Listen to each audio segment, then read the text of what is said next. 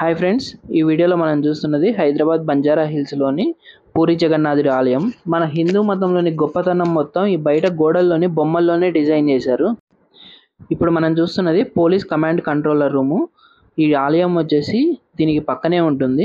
ఒరిస్సాలోని పూరిలో ఏదైతే జగన్నాథుడి ఆలయం ఉందో ఇక్కడ హైదరాబాద్ బంజారా హిల్స్లో కూడా సేమ్ అదే విధంగా అదే ఆర్కిటెక్చర్తో డిజైన్ చేశారు. ఈ ఆలయం ఆవరణలోనే మనకి పూరి జగన్నాథుడి ఆలయంతో పాటు శివాలయము, వినాయకుడు, ఆంజనేయ స్వామి, అలాగే లక్ష్మీదేవి, నవగ్రహాల ఆలయాలు కూడా ఉన్నాయి.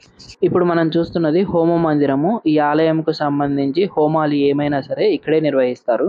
చాలా అద్భుతమైన ఆర్కిటెక్చర్తో చూపు తిప్పుకోవడానికి వీలు లేకుండా డిజైన్ చేశారు. ఇక్కడ మనం చూస్తున్న డిజైన్స్ అన్ని ఒక్కొక్కటి ఒక్కొక్క కళాఖండమనే చెప్పుకోవచ్చు. ఈ ఆలయం నిర్మాణం కోసం పూనుకున్నదైతే 2009లో హైదరాబాద్లో నివసిస్తున్న ఒడియా కమ్యూనిటీ వాళ్ళు.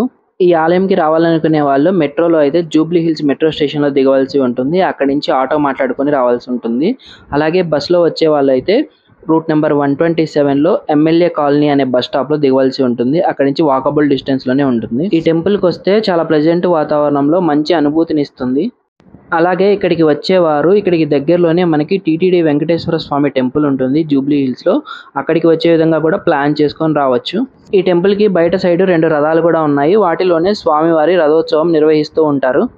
అలాగే ఈ టెంపుల్కి మొత్తం 3 ద్వారాలు ఉన్నాయి: తూర్పు, దక్షిణము, పడమర. ఈ వీడియో చూస్తున్న మీ అందరికీ ఈ టెంపుల్ని సందర్శించే అవకాశం కలగాలని కోరుకుంటున్నాను.